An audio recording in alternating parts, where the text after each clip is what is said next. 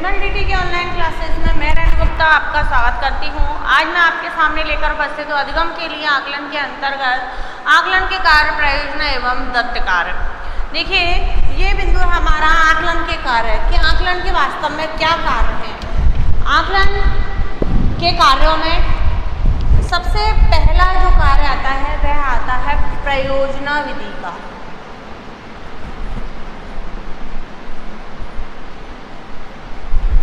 प्रयोजना विधि। प्रयोजना विधि क्या होती है? नाम से स्पष्ट है कि इसमें यह किसी न किसी योजना के अनुसार बनाई जाती है। इसका कोई प्रयोजन होता है।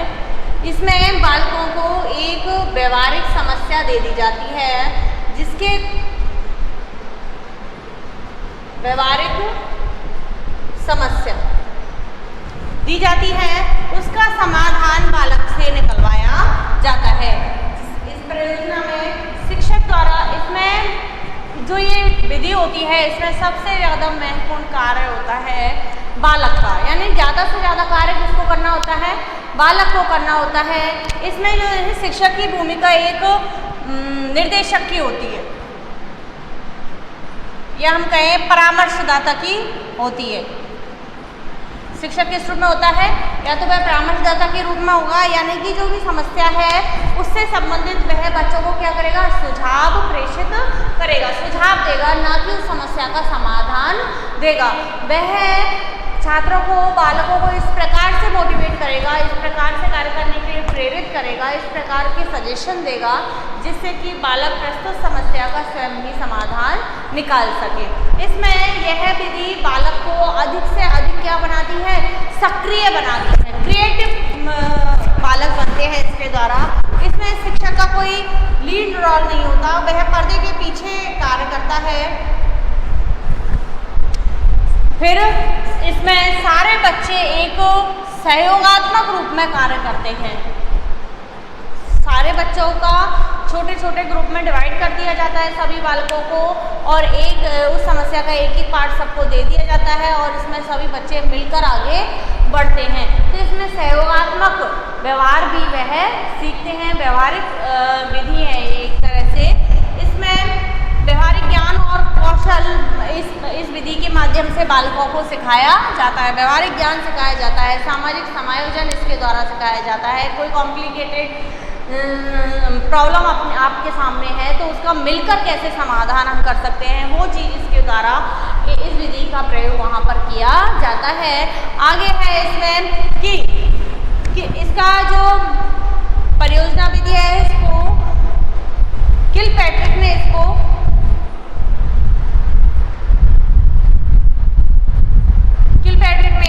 अपनी विधियों को 4 भागों में बांटा है, जिसमें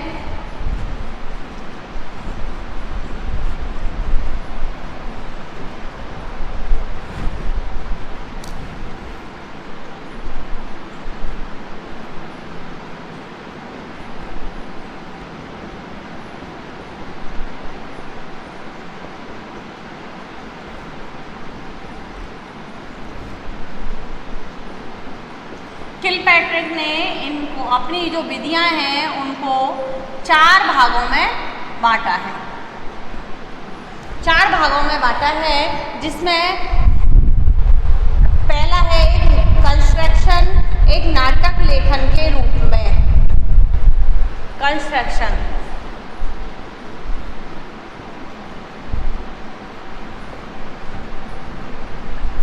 एक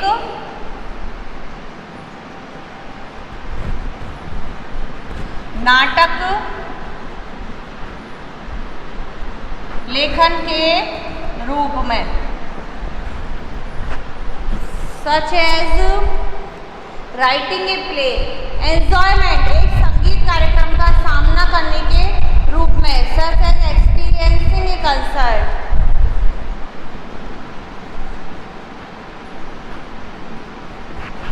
एक्सपीरियंसिंग ए कंसर्ट।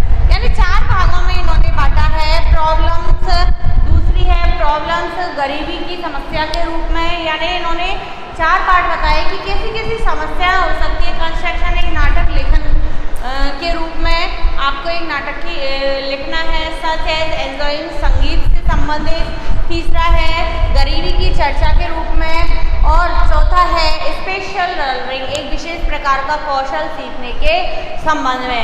अब देखिए इससे संबंधित है हमारी प्रोजेक्ट विधि। 4 पार्टों में 4 रूपों में हम इस परियोजना विधि को देख सकते हैं। किलपैट्रिक ने अपनी विधियों को इन 4 भागों में डिवाइड किया है, या हम कहें इन 4 समूहों में उसने इस विधियों को डिवाइड किया है। प्रोजेक्ट विधि, प्रोजेक्ट जॉन डीवी के व्यवहारवाद पर आधारित है। जॉन डीवी ने शिक्षा को जीवन के लिए जीवन द्वारा बनाने पर बल दिया। जो प्रोजेक्ट विधि है वह किस पर आधारित है? जॉन डीवी के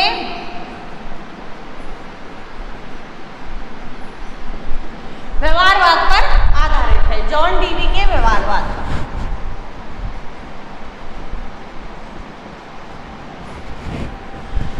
जॉन डीवी ने क्या कहा है? जॉन डीवी ने शिक्षा को जीवन के लिए जीवन के द्वारा, इन्होंने शिक्षा को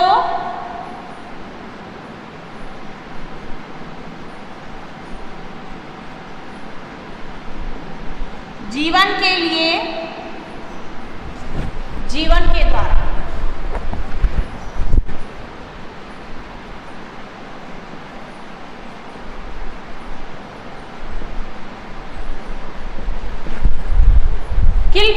जॉन डीवी ने शिक्षा को जीवन के लिए जीवन के द्वारा बनाने पर बल दिया है।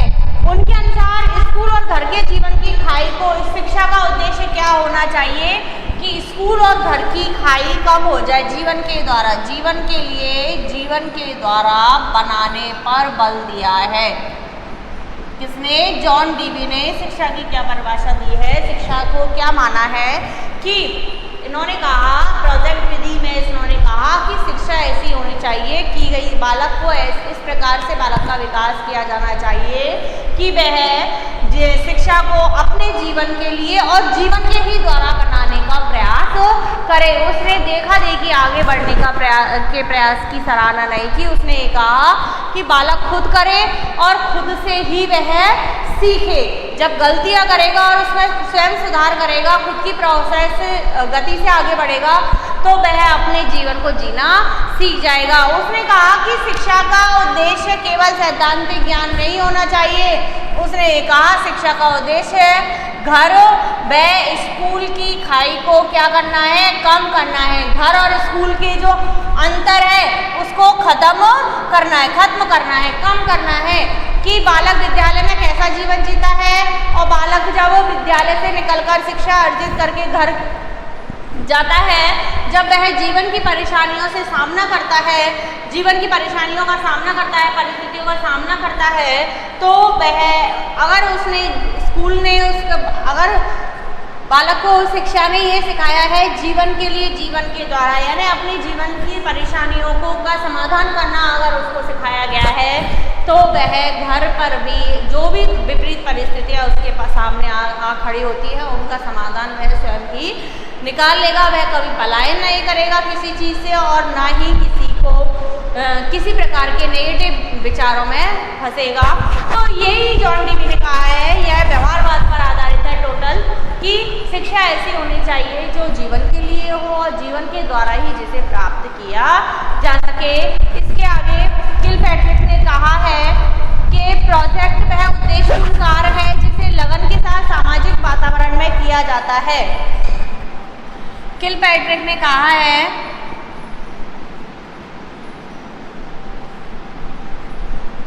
प्रोजेक्ट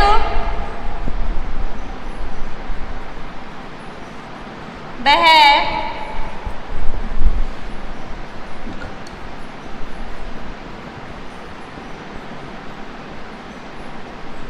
उद्देश्यपूर्ण कार्य है।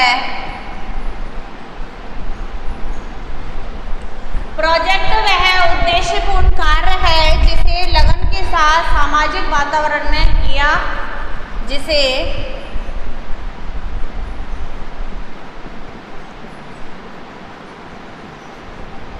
लगन के साथ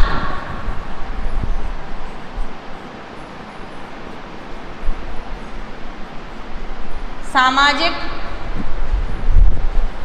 वातावरण में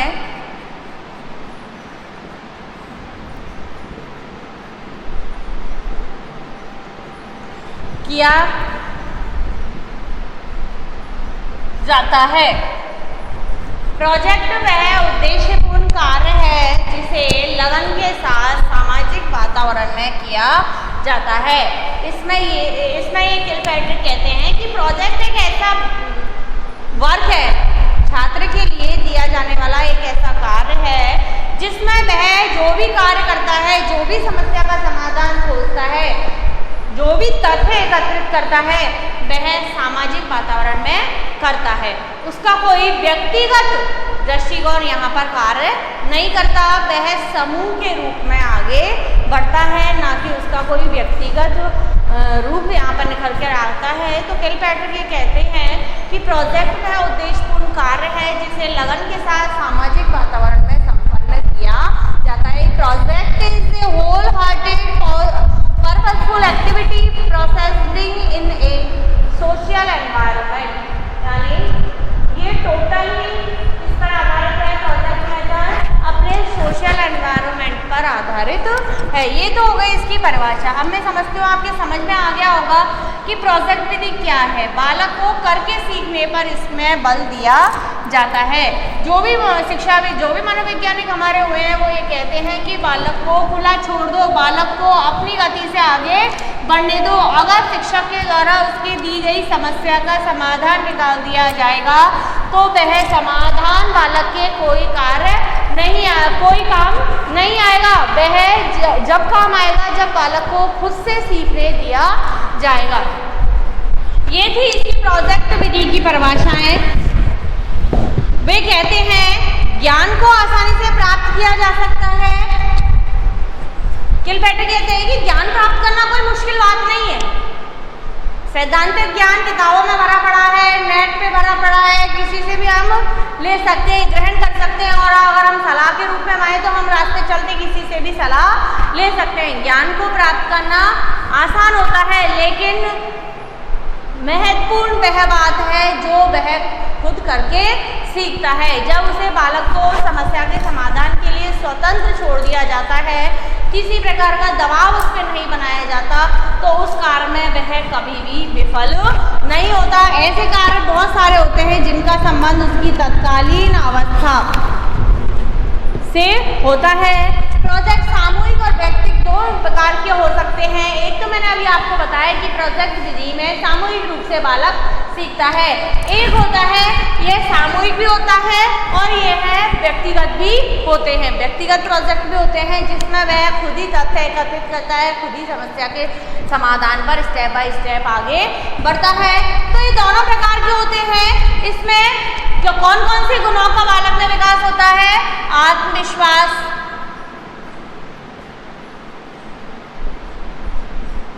धैर्य, ज्ञान प्रयोग, आत्मविश्वास, धैर्य, ज्ञान इत्यादि गुणों का इसमें विकास हो जाता है। कैसे कि जब आप उसे ये बताओगे कि हाँ छोटा बच्चा है, आप उसे समझाते हो कि आग के पास नहीं जाना चाहिए, आग आपको जला देगी, ठीक है। अब ये ज्ञान तो उसने ले लिया, लेकिन उसने जब तक स्वयं उसका प्रयोग करके नहीं देखा या उसने जब उसकी तपनी महसूस नहीं की तो उसे कुछ नहीं पता चला कि वास्तव में इसे कैसे बचा जा सकता है। अगर वह उसको फेस करता है तो उससे बचने के तरीके भी वह स्वयं ही ढूंढ सकता है। यही बात होती है कि व्यक्तिगत भिन्नता होती है। कोई तो व्यक्ति समस्या जब उत्पन्न होती है तो तुरंत उससे बाहर निकल जाता है और कोई उसी में घुलता रहता है, तनाव का शिकार हो जाता है, दबाव का शिकार हो जाता है, स्ट्रेस में चला जाता है, टेंशन में चला जाता है। तो इस विधि से द्वारा जब अध्ययन कराया जाता है, जब बालक को किसी समस्या के समाधान के लिए खुला छोड़ दिया जाता है, स्वयं करने के लिए प्रेरित किया जाता है, तो उसमें कॉन्फिडेंस की भावना आ जाती है। आप देखिए, हम कहते हैं बाइक चलाना, सिंपल सी बात है, बाइक चलाना कि बड़े लोग जब हम किसी को बाइक चलाते हुए देखते हैं तो हमें कहते हैं सिंपल है, कोई दिक्कत नहीं है, ऐसे तो कोई भी चला सकता है। लेकिन जब खुद के हाथ में हमारी बाइक आती है तो हमें पता चलता है कि वास्तव में इसको चलाने में किन किन सावधानियों, कौन कौन सी सावधानियां बरतनी पड़ती हैं। अगर चलाने से पहले उससे कोई पूछता है तो वह इतनी क्लियरिटी से नहीं बता पाता जितनी क्लियरिटी से वह खुद चलाता है और उसके बाद आने वाली समस्याओं से बचता है, उनका समाधान ढूंढता है, तब वह उसको अच्छे से एक्सप्लेन कर पाता है। उसको धैर्य का गुण सबसे ज़्यादा महत्वपूर्ण होता है कि बालक में, किसी भी व्यक्ति में किसी भी समस्या के समाधान का, किसी भी समस्या का सामना करने के लिए धैर्य होना आवश्यक है। हर किसी वस्तु का, हर किसी चीज़ का, हर किसी समस्या का समाधान तुरंत ही नहीं मिलता, परिणाम हमें तुरंत ही प्राप्त नहीं होता। अगर धैर्यपूर्वक हम उतावलेपन में अगर हम कार्य करते हैं तो वह बिगड़ता है, उससे सॉल्यूशन नहीं मिलता। और यदि हम धैर्यपूर्वक आगे बढ़ते हैं तो हमें स्टेप बाय स्टेप समाधान प्राप्त होते चले जाते हैं।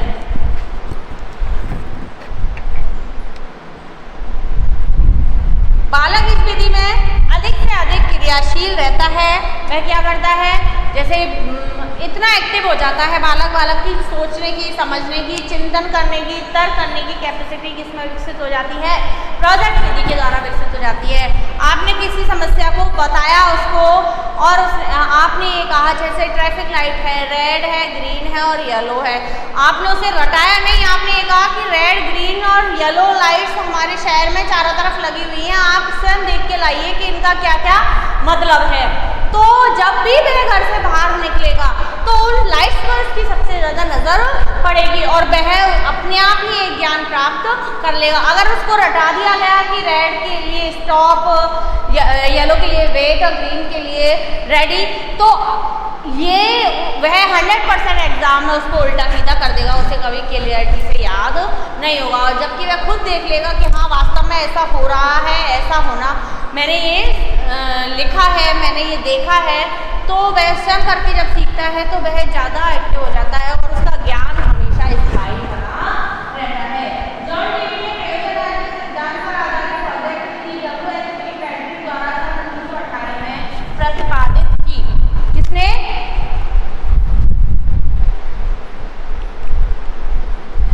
किलपैट्रिक ने ये प्रोजेक्ट विधि है 1900 जॉन डीवी के प्रयोजनवाद पर आधारित है। ये विधि किस पर? जॉन डीवी के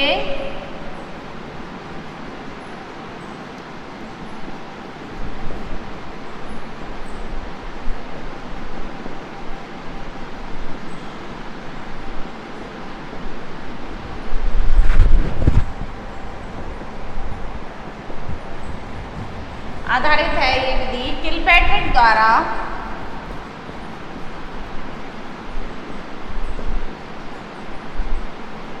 1918 में प्रतिपादित की गई।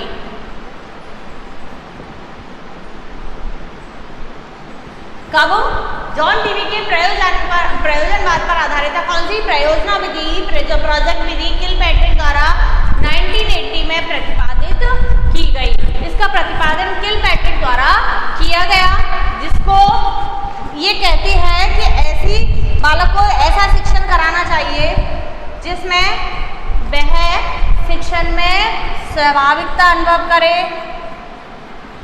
सरलता अनुभव करे और सहज रूप से अपनी गति के अनुसार आगे बढ़े।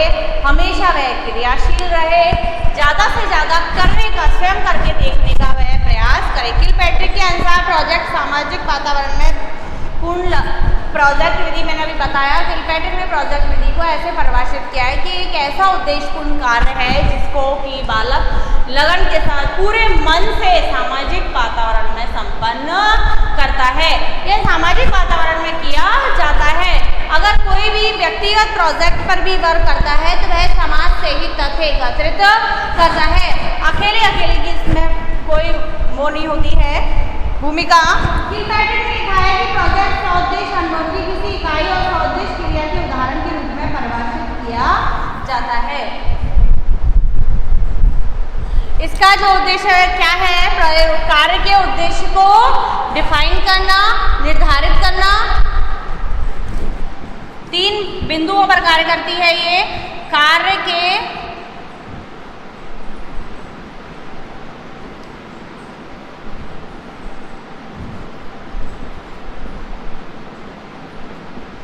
उद्देश्य को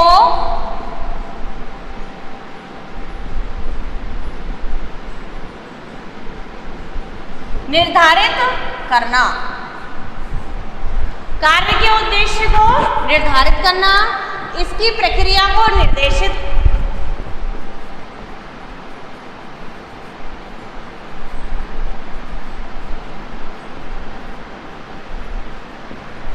इसकी प्रक्रिया को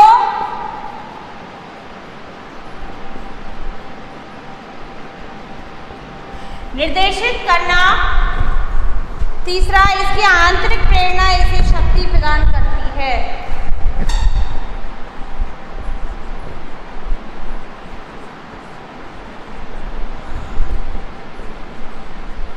इसकी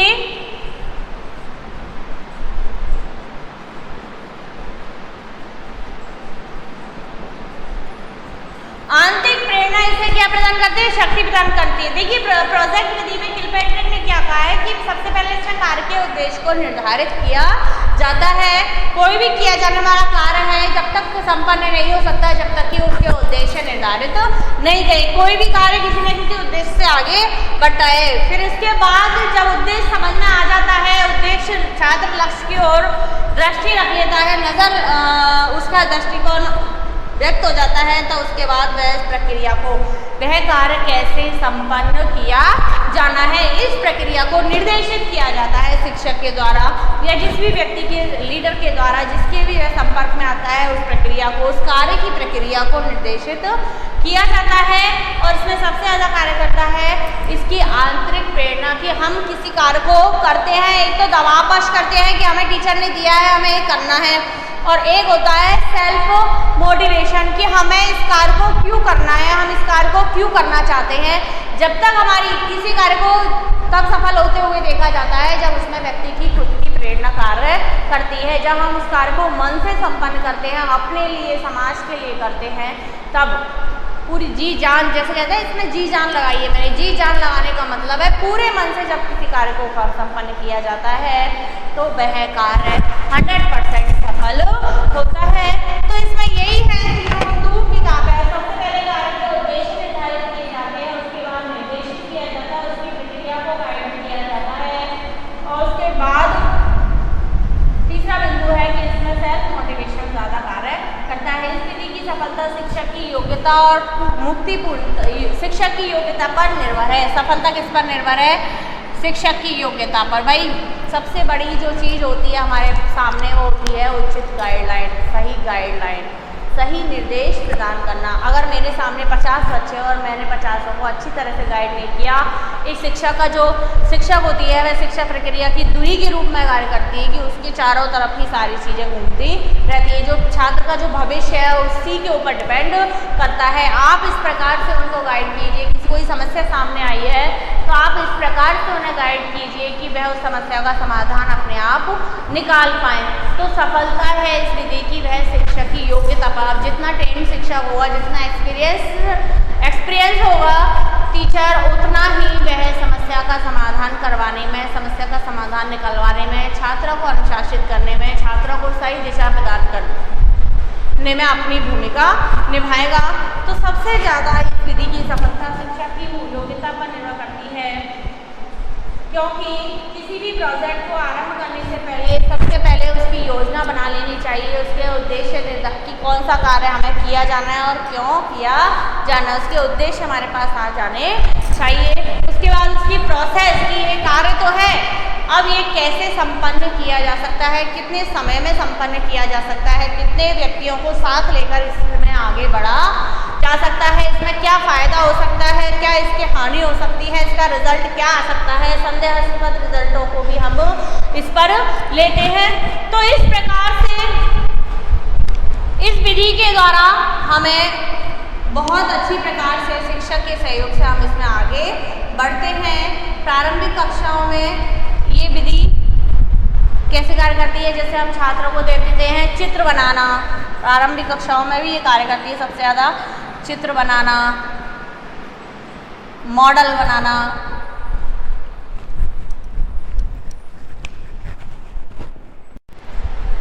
चित्र बनाना, मॉडल बनाना करते। इस प्रकार के कार्य बच्चों को दिए जाते हैं। दो वस्तुओं को जोड़ना, 10 टुकड़ों को इकट्ठे कर कार्ड्स को मिलाना, कलर मैच करना, इस प्रकार की क्रिएटिव वर्क यहाँ पर प्राइमरी सेक्शन में बच्चों को दे दिए जाते हैं।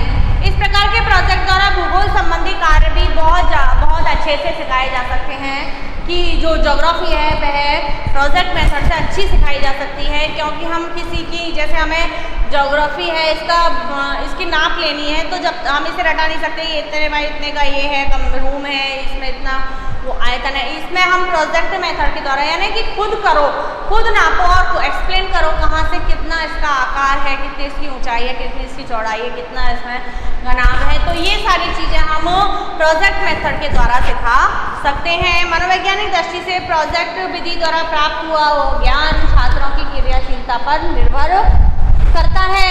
जब छात्र प्रोजेक्ट को पूरा कर लेता है तो उसमें एक सबसे बड़े गुण का विश्वास होता है, वो गुण का विकास होता है जिसे हम कहते हैं आत्मविश्वास। उसमें कॉन्फिडेंस की भावना आती है।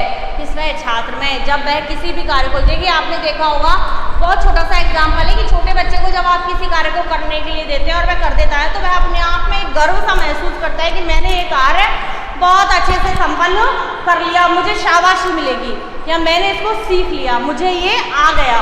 ये है सेल्फ कॉन्फिडेंस, आत्मविश्वास।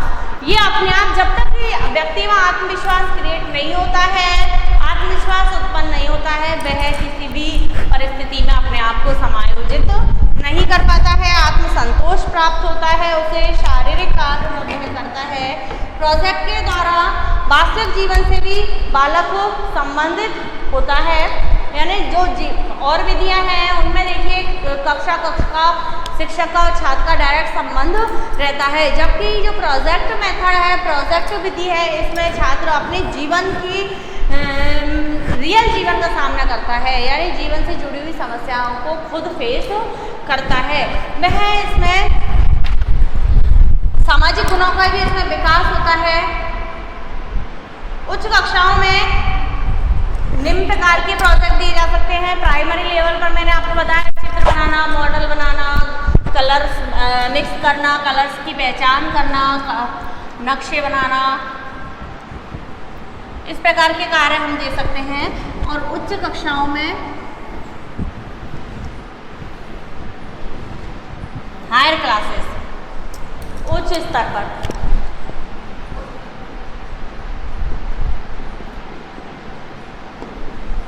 कैसे कार्य किए जा सकते हैं, जैसे नदियों के पास उपलब्ध चिकनी जो मिट्टी पाई जाती है उसके मॉडल बना के लाओ। नदियाँ कहाँ से निकलती है, कहाँ पहुँचती है, उसका डायग्राम, उसको डायग्राम से रिप्रेजेंट करो, उसके बहाव क्षेत्र को, इस प्रकार के। दूसरा है ऐसे नाटक खेले जाएं कि हाँ भाई ये भूमध्य रेखीय प्रदेश के जो लोग हैं, टुंड्रा प्रदेशी हैं, वे किस प्रकार से जीवन व्यतीत करते हैं, इस पर नाटक खेलना कहा जाता है। मैंने बताया ना कि किलपैट्रिक ने 4 भागों में डिवाइड किया है नाटक खेलने में, नाटक को लिखने में, संगीत से संबंधित, एक गरीबी से संबंधित, गरीबी की चर्चा करने में, ये सारी चीज़ें हम उस पर दे सकते हैं। सड़कों, हम कहते हैं कि जो पर्वतीय प्रदेशों में जो सड़कें पाई जाती हैं, परिवहन का जो रास्ता है, उसके क्या क्या नियम हैं, उसको आप डायग्राम के रूप में रिप्रेजेंट कीजिए। इस प्रकार समाचार पत्र पर छात्रों को समाचार पत्र और भौगोलिक पर्यटन के लिए प्रोत्साहित किया जा सकता है। मैथ सिखाने के लिए या सामाजिक गुण विकसित करने के लिए उसमें फल फ्रूट की स्टॉल लगवा के उनसे विक्रेता के रूप में कार्य करवाया जा सकता है। इस प्रकार के अन्वेषण युक्त कार्य और स्वयं उत्तरदायी जिसमें छात्र खुद इन्वॉल्व हो, ऐसे कार्य हम उच्च स्तर पर करवा सकते हैं। अब है प्रोजेक्ट विधि के गुण। पहला गुण प्रोजेक्ट विधि के गुण, यह विधि बालक की अंतर्निहित शक्तियों का विकास करती है। बालक की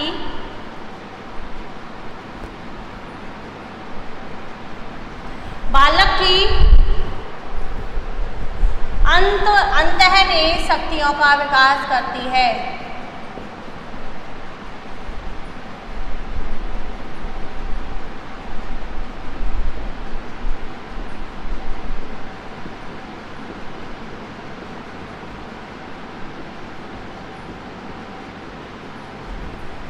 यह विधि बालक के अंतर्निहित, यानी कि कई बार हमें बालक को स्वयं नहीं पता होता कि हम क्या कर सकते हैं, हमारे अंदर कौन सी एबिलिटी विद्यमान है, कौन सी योग्यता है, कौन सी क्षमता विद्यमान है। तो इस विधि के द्वारा जब हम किसी बालक को कार्य करने के लिए देते हैं तो उसके अंदर जो भी शक्तियाँ विद्यमान, शक्तियाँ ऐसे नहीं, बहुत सारी पावर, जो भी योग्यता, जो भी टैलेंट छिपा हुआ है, जिसको प्रदर्शित करने का उसे आज तक ख्याल ही नहीं आया, जिसको प्रदर्शित करने के लिए उसे कोई वातावरण ही नहीं मिला, उसे मौका ही नहीं दिया गया। तो इस प्रकार की इस विधि के द्वारा हम उसके अंदर निहित शक्तियों का विकास कर सकते हैं। इस विधि में छात्रों को मानसिक थकान नहीं होती है। दूसरा देख लिए, मानसिक थकान को कम करती है ये विधि।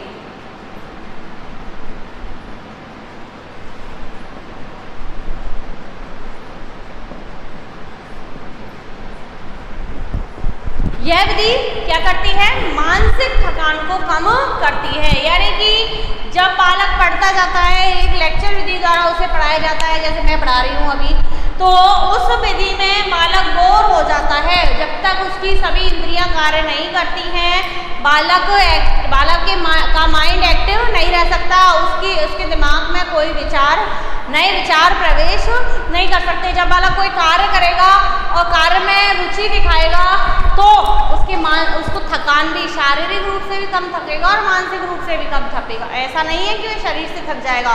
जिस कार्य को करने में हमारी रुचि होती है ना, उसे हम जरूरत से ज़्यादा कर सकते हैं और वैसे हमसे थोड़ा सा भी कार्य नहीं हो पाता है। यह विधि छात्रों में नेतृत्व, सहिष्णुता, पारस्परिक सहयोग की भावना विकसित करती है।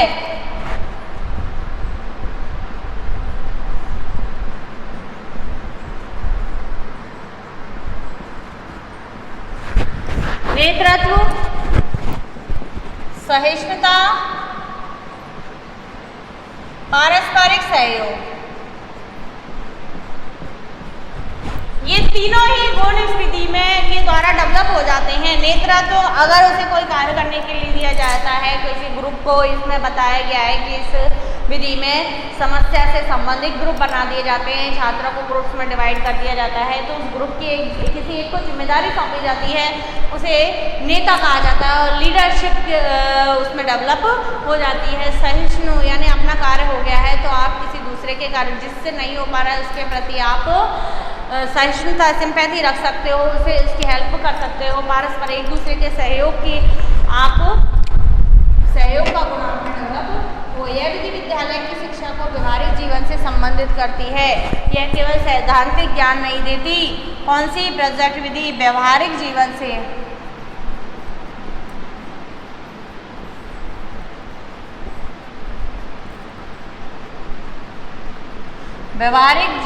संबंधित करती है बालक के ज्ञान।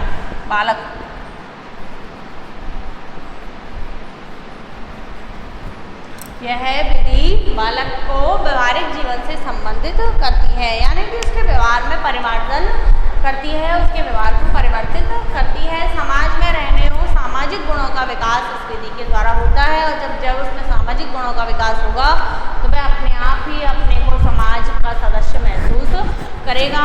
वह समाज के विपरीत ऐसा कोई कार्य नहीं करेगा कि उसे लज्जित होना पड़े। दूसरा है, यह मनोवैज्ञानिक विधि है। शिक्षण सिद्धांत और शिक्षण सूत्रों का इसमें उपयोग किया जाता है। यह व्यवहारिक होने के साथ साथ पूर्णतः मनोवैज्ञानिक भी है। इसमें स्टेप बाय स्टेप आगे बढ़ा जाता है। पहले योजना बनाई जाती है, उद्देश्य निर्धारित किए जाते हैं, फिर प्रक्रिया की योजना बनाई जाती है, फिर उसका रिजल्ट, समाधान निकाले जाते हैं। अगला है, इसमें व्यवहारिक जीवन से संबंधित है। श्रम के प्रति छात्रों में प्रेम उत्पन्न करती है।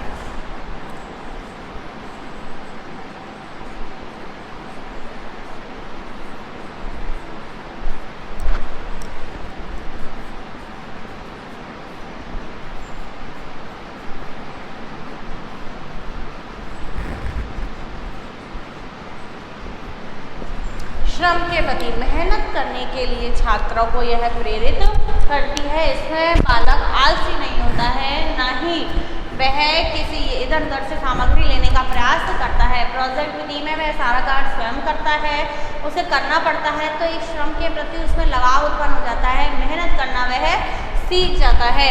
वह उसमें उसका जो लेजीनेस है वह उसकी खत्म हो जाती है। यह पिछड़े बालकों के लिए वरदान स्वरूप है। जो पिछड़े बालक होते हैं उनके लिए वरदान स्वरूप है। जो मेहनत याद नहीं कर पाते या बच्चों के साथ सामान्य बालकों के साथ आगे नहीं बढ़ पा रहे हैं, उनके लिए एक वरदान के रूप में कार्य करती है। क्योंकि हमारी इस विधि में 5 इंद्रियां हमारी कार्य करती हैं और जो इंद्रियों के द्वारा जितनी ज़्यादा इंद्रियां जिस कार्य में इन्वॉल्व होंगी वह कार्य उतना ही अधिक हमें याद रहता है, स्थायी रहता है। वह ज्ञान हमेशा हमें स्थायी रूप में प्राप्त होता है। इसमें बालक अपनी रुचि क्षमताओं के अनुरूप शिक्षापूर्वक स्वतंत्रता से कार्य करने का अवसर इसमें मिलता है। हर बालक को इसमें अपनी रुचि के अनुसार, अपनी क्षमता के अनुसार, अपनी इच्छा के अनुसार आगे बढ़ने का मौका, आगे बढ़ने का अवसर इस प्रोजेक्ट विधि में बालक को मिलता है। जो सामाजिक रूप से पिछड़े बालक हैं उनको भी यह बहुत अच्छा सुनहरा अवसर देती है। खेल विधि द्वारा छात्रों को ज्ञान दिया जा सकता है। छात्रों जो कि पढ़ने में रुचि नहीं ले रहे हैं उनमें तन्मयता उत्पन्न की जा सकती है, तन्मयता लाई जा सकती है ऐसे छात्रों में जो कि पढ़ने में ध्यान नहीं लगा पा रहे हैं। कोई भी ऐसे तत्व हैं जो उन पर बुरा प्रभाव डाल रहे हैं, उनको भी इस विधि के द्वारा दूर किया जा सकता है। ये थी प्रयोजना विधि के गुण। अब आती हैं प्रयोजना विधि की, प्रोजेक्ट विधि